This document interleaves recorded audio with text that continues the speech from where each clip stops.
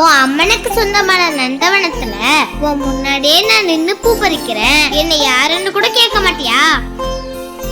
அவளே என்கிட்ட பாராமுகமா இருக்கும் போது இந்த நந்தவனத்துல யார் வந்து பூ பறிச்சா எனக்கு என்ன? யார் வந்து பூ பறிச்சா எனக்கு என்னவா? அப்ப நான் யாருன்னு கூட தெரியாதா?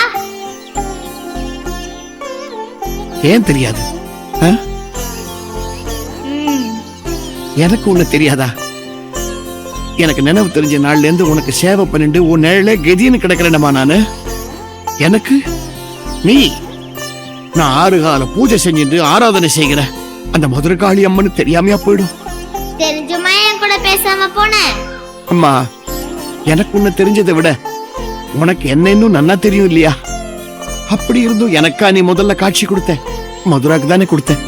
அவளுக்கு நான் காட்சி கொடுத்தது உண்மைதான். ஆனா மதுரா என்ன மதுரை காளின்னு ஒண்ணு இல்லையே. இப்ப நீ தானே உணர்ந்த.